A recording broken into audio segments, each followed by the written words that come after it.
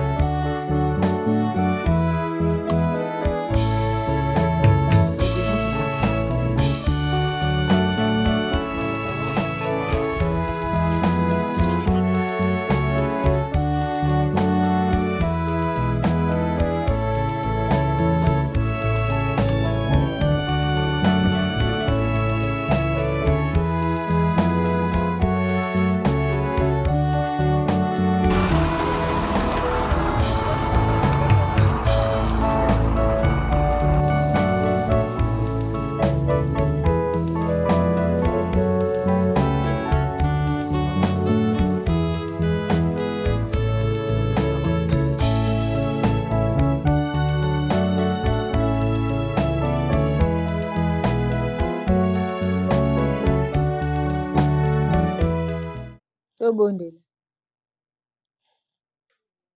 Na kombo ya tata mwana pe tata molimo santu nzambe wa biso papa Simon Kimbangu Kiangani. Totondi yo botondi mpo na bolingo monene olakisi kati na biso, obateli biso mokolo mobimba pe okomisi biso na pokwa ya lelo. Bana na yo bauti mosika batamboli na mikakatano ya nzela, na bolingo na yo bakomi na kimia Yelusalemi mboka ya bule. Bolingo na yo opesi biso nzela ete tomata na ngomba ya bule epai bino banzambe na biso bozali. Bokangela biso motema te na ntina na masumu na biso, mawa na bino ezala kati na biso. Tozali bana ya batu, tozali putulu se putulu, mabele se mabele, limbisa biso nzambe.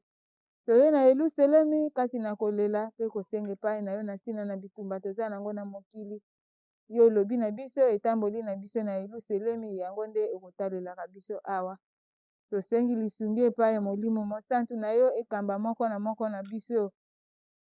Epesa biso nguya tobosana makanisi nyonso ya mabe elongwa kati na biso, pe tozwa makasi ya kosala oyo kosepelisa bino banzambe na biso. Ebandeli pe suka ya programme na biso totiki yango na maboko na bino na kombo ya tata mwana pe tata molimo santu, amen. Na kombo ya tata mwana pe tata molimo santu, tokotanga mibeko evandeli na Yelusalemi, totie elikia ete epai touti bakotangelaka biso mibeko zomi ya tata nzambe pe mibeko zomi na mibale ya lingomba. Awa toye tokoyekola mibeko ya evandeli na Yelusalemi. Balobi na biso bizaleli pe bomesano mpona kovanda na mboka nkamba Yelusalemi ya sika. Na bokoti na mboka nkamba esengeli na moto nyonso alongola sapato liboso ya bakengeli to basurveillant. Exode chapitre 3 verset 5. Longola sapato ngonga nyonso ofandi na mboka ya bule. Kotia makelele te, koloba mongongo makasi te, kobeta piololo te, kobwaka soi te, krasha te, pe kosala besoin te na mabele pe zamba ya mboka nkamba Yelusalemi. Deutéronome chapitre 23 verset 12 à 14. Epekisami makasi komela pe koteka likaya diamba pe masanga. Epekisami koswana pe kobunda mboka nkamba Yelusalemi ya sika, oyo akwei na mibeko yango bakobimisa ye na nkamba. 1 Corinthiens chapitre 5 verset 2 à 7. Ephésiens chapitre 5 verset 11 à 12. Epekisami kobwaka salite pe matiti na Yelusalemi. Mwana mobali akoki te kozipa mutu na ye na mboka ya bule. Epekisami koganga na esengo makasi to kotia makelele na kati ya tempele. Esengeli koyeba ngonga ya mabondeli o mboka ya bule. Daniel chapitre 6 verset 10, Luc chapitre 21 verset 36. Epekisami kokata nzete ya mobesu pe babranche na yango. Epekisami kokima mbangu pe kotambola likolo ya velo to ya moto na mboka ya bule. Epekisami kolekisa mutuka prive na bisika biye, na tribune d'honneur, na résidence pe na kilongo. Kobuka mbuma te soki ozwi etinda te. Kosala bonganga kisi te to bombikudi omboka nkamba Yelusalemi ya sika. Deutéronome chapitre 18 verset 10 à 11. Lévitique chapitre 19 verset 31. Lévitique chapitre 20 verset 6 à 27. Kokota na munduki na mboka ya bule. Epekisami kolamba na mboka ya bule soki ezali etinda ya lingomba te. Epekisami kokota na biloko na nzoto na kati pe libanda ya kilongo. Epekisami kosimba biloko pe fololo ya kati pe libanda ya kilongo. Kozala na bosembo komikitisa pe botosi na kati ya kilongo. Kilongo ezali na kikongo esika oyo ezali bosantu, esika oyo eleki bosantu na mokili mobimba. Ezali esika nzoto ya papa Simon Kimbangu ya 1921 ekopema. Biso tokokendaka kuna mpona kobondela, kosenga pe kolela. Tangu mosusu toyaka na nkamba, tozalaka na makambo posa na biso, tokutana na papa toyebisa ye oyo nyonso ezoderange biso ya bonzoto pe ya molimo. Kasi tozwaka ngonga te ya kosolola na papa en detail. Yango wana bapesi biso bisika mibale ya rendez-vous spirituel na tata molimo santu. Ete kende na kilongo, solola pe senga en detail. Soki pe okei na mai ya nkamba oke kosokola mpona kozwa mapamboli pe kozwa lobiko. Mabondeli ya kilongo tobondelaka na 5 heures après parade ya bamusicien mpe na butu bakangaka 19 heures ntango mosusu 20 heures. Tokobondela journée mobimba kasi soki tomoni programme eza na temple wana mabondeli ya kilongo nano etelemi, tokozela soki papa azwi honneur na ye ya liboso après honneur ya papa nde tozongi kobondela na kilongo. Bondela na se ya motema kobimisa mongongo te. Position mibale tozwaka ntango ya mabondeli eza kofukama to mpe kolala libumu na se.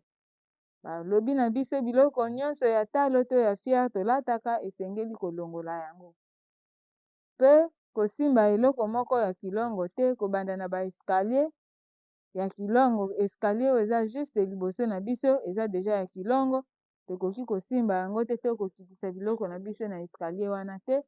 Soki toza na basac à main to telefone mpe bongo na bongo tokokitisa yango kaka na beton esika bagenu na biso ezali.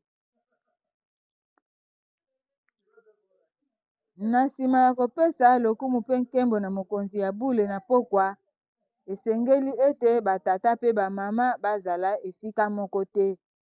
Epekisami koteka mpe kosomba na mboka ya bule pamba te Yelusalemi ezali zando te.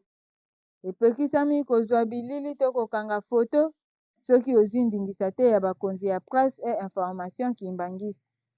Epekisami kotanda bilamba okati ya Yelusalemi mpe zingazinga. Yambo ete osokola na mai ya nkamba esengeli oyeba makambo maye. Sokola liboso na libanda na mai mosusu na sabuni to pamba, esengeli kozala peto na nzoto yambo ya kokota na mai ya mapamboli. Na kati ya mai ya nkamba epekisami kosalela sabuni mpe kosokola bolumbu. Batata esengeli balata kupe ya molai to pantalon, bamama esengeli kosokola na liputa na tolo soki te ozwi jupe to robe ya malamu. Na mai ya nkamba ezali mai ya mapamboli, tokendaka kuna pamba te ntango oza na kokoso ya bonzoto to ya molimo ozoluka solution nde okokende kozinda na mai ya mapamboli. Mabondeli ya méditation yango nde bazosenga na biso ekoakompanye kosokola na biso. Ntango osi otie programme na yo ya kokota na mai ya nkamba kobanda nanu na mai ya libanda mpona kopetola nzoto. Soki okosalela savon esengeli kolekisa mpe mai malamu mpo fulufulu ya savon ndilisi libondeli nde kosala échange ya bilamba mpe kolongola biloko nyonso ya fiere oyo toza nango na nzoto.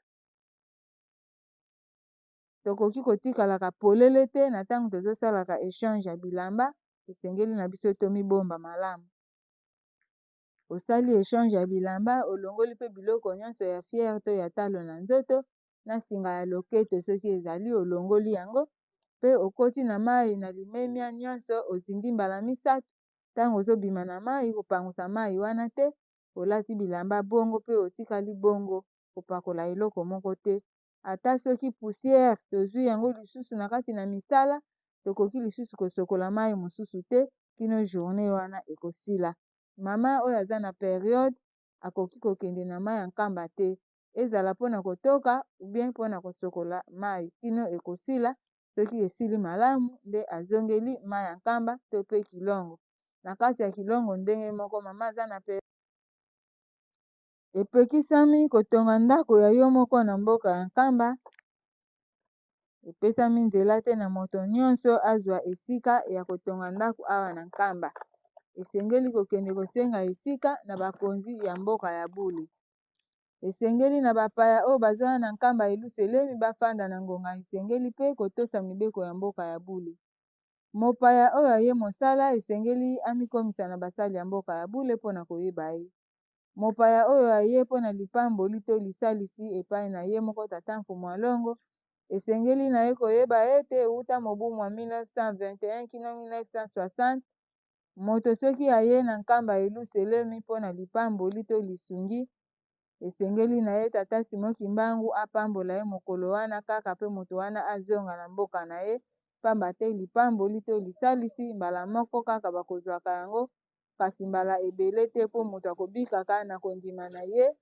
Romains chapitre 5 verset 1 à 5, Hébreux chapitre 11 verset 1 à 30. Mpona kolimbola malamu balobi na biso boye: Kobanda 1921 kino 1960 bato nyonso babandaki koya nkamba na ntango wana ezalaki kaka mpona maladi to mpe mpona lipamboli. Na yango papa Simon Kimbangu abandaki kosalela bongo soki bapaya baye apamboli bango to asalisi bango mokolo wana kaka bakozonga na mboka na bango. Soki baye na pokwa ere eleki bakolala lobi na ntongo bazwi occasion ya kozonga na mboka na bango. Kasi lelo soki tokosalaka mikolo ebele na nkamba mpo tokomi na ntango ya botongi Yelusalemi. Yelusalemi ezali na posa ya main d'œuvre. Kasi soki osi ozwaki lipamboli na yo mikolo mosusu oyo yo kotikala ezali mpona kosala misala, kasi eza mpona repetition ya lipamboli te. Po lipamboli tozwaka yango deja mbala moko kaka kondima na yo nde ekobikisa yo. Yango bapesi biso passage ya Romains chapitre 5 verset 1 à 5, Hébreux chapitre 11 verset 1 à 30. Esengeli na moto nyonso oyo aye na nkamba alingi kovanda libela na lolenge ya ye moko, esengeli na ye koya na kimbangi to recommandation ya transfert na motif ya transfert mpo lingomba ya nkamba bayamba ye. Epekisami koyiba mboka nkamba Yelusalemi ya sika Exode 20:15 elakisi ete okoki kozwa eloko te soki ezali ya yo te. Moto nyonso oyo amoni eloko ezali ya ye te alokoti yango esengeli akende kotika yango na biro ya ville sainte ya lingomba. Epekisami kosala ekobo na mboka nkamba Yelusalemi ya sika Exode 20:14. Note bien. Esengami na moto nyonso kotosa mibeko zomi ya tata Nzambe ekomami na Exode 21:17 awa na mboka nkamba Yelusalemi ya sika pamba te okoki kobima te na masumu. Moto nyonso oyo asali lisumu na nkamba asali yango na miso ya tata Nzambe akoki kolimbisama te. Moto oyo asali lisumu epai awuti, masumu nyonso oyo tosalaki epai towuti tokoya kosengela yango bolimbisi awa. Kasi oyo tokosala awa na kati ya Yelusalemi tokolimbisama te mpo tosali yango na miso ya tata Nzambe. Tata Nzambe akokangela biso motema na yango tokozwa lipamboli te, tokozwa nde libabe. Toyoki conclusion ya mibeko efandeli na nkamba elobi na biso nini soki totosi tokozwa mapamboli, kasi soki totosi te tokozwa nde libabe. Toye na pasi, toye na basakrifise ebele, toye mpona kozwa libabe te kasi mpona koluka mapamboli. Kobanda ngonga oyo toyoki mateya, toyoki mibeko oyo epai towuti, mibeko ya tata Nzambe bateyaka biso, mibeko ya lingomba toye koyoka lisusu oyo ya evandeli na nkamba. Mutu na mutu akosala effort ya kotambola malamu na Yelusalemi mpo azwa mapamboli. Na ntina na elateli biso na lingomba ya tata Simon Kimbangu, tata Nzambe akotalaka mpe elateli na biso. Na mangomba mosusu balobaka Nzambe atalaka elateli te kasi atalaka kati ya motema ya mutu.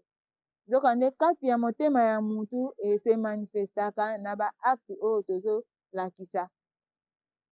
Soki mutu azali na posa ya kopengwisa bato te na nzela ya elateli na ye akotika nzoto na ye libanda te. Yango balobi na biso elateli na biso ezala libaku te epai ya bandeko mosusu. Tata to mama kimbangiste ntango tolataka tobombaka nzoto na biso malamu, tolo mokongo se ya mapeka na biso mpe makolo na biso ekoki komonanaka te. Biso bamama na mutu tokolata kaka kitambala ya 4 coin ya carré tokangi yango mbala moko na nsima. Bapekisi biso kolata bitendi ya maputa, liputa, echarpe to bikoti oyo ya biso moko. Soki tokolata ekoti ezala ya lingomba to pe ya leta mpona mosala. Maquillage nyonso topakolaka te. Manzaka na biso mpe tochangeaka yango couleur te mpe totikaka yango milai te, kasi tokataka yango propre na couleur oyo tata Nzambe apesaki biso. Na mutu na biso mèche te, plante, perruque pe te. Batata batikaka mandefu to suki ebele te, balataka chaînette te, eloko ya matoyi te. Position ya malamu ya kosolola na tata Nzambe soki tokomi na nkamba, foto ya liboso yango wana ezolakisa biso likolo. Tofukamaka mpe totalanaka mbunzu na papa te, kitisa elongi na yo mwa moke na se. Ntango osilisi koloba papa apesi yo nzela ozonga epai owutaki, kopesa ye mokongo te kasi sala nanu marche en arrière mpo ozwa position ya malamu kozonga esika ozalaki. Batata bakoteyaka biso pantalon ya trailing to ya survêt toya nango na temple te mpe toya nango liboso ya tata nzambe te, ezali bilamba ya kovandela na temps ya repos. Tokolata pantalon ya malamu ezala mibale obligatoirement oyo ya mibale mpe ekita eleka bageno. Ntango tokokɔta na ndako ya nzambe tokokɔtaka na limemia mpe na botosi nyonso mpo ezali ndako na biso te, tolobi malamu ndako ya tata nzambe. Tokotiaka makelele te, biloko mosusu mpe tokoki kokɔta yango te. Ndakisa sachet, marquette, kilelo, biloko nyonso ya kolia to ya komela, bajouet ya bana, basapatu to mapapa, babidon mpe milangi, basani to banzungu, bongo se bongo ekɔtaka na ndako ya nzambe te. Ntango toza na yango tokoluka esika ya malamu totika yango. Biloko na biso ya première nécessité, luka kaka saki ya main okotisa biloko na yo na kati bongo okota na yango na temple. Kasi soki na kilelo, marquette to sachet ekotaka na temple te. Toye na fete na biso, esengo to pasi na biso bandimi ezalaka na nzela ya mabondeli mpe misala ya tata nzambe. Bayiba biso te, motu na motu santu amen. Na règne ya tata nzambe tokoki kobwakela yango soi te mpo eza na baetre mosusu bazali présent me na miso na biso ya bomutu tozomona bango te. Esika okobwaka soi nzoka moto aza wana, esika okobwaka soi nzoka eloko ya motuya eza wana, kasi miso na biso ya bomutu ekoki komona yango te. Voilà toza na raison te ya kobwaka soi na kati ya Yerusalemi, kasi tolobi soki krasha eye okoki kotia na papier mouchoir mpe papier mouchoir otia yango na poubelle publique. Tomoni ete mituna mosusu ezali te. Oui papa. Papa vanda na yo totosa nzela ovanda.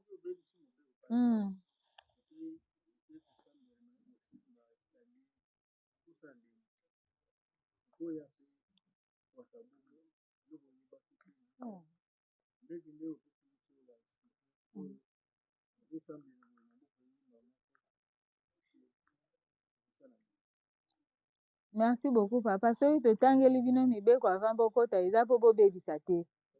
Ndenge balobaka na français, un homme averti en vaut deux. Depuis que boza déjà averti, boza lisusu na droit na erreur te. Voilà pourquoi boye kovanda awa mpo bozala déjà informé na oyo bokosala na oyo bokoki kosala te. Ye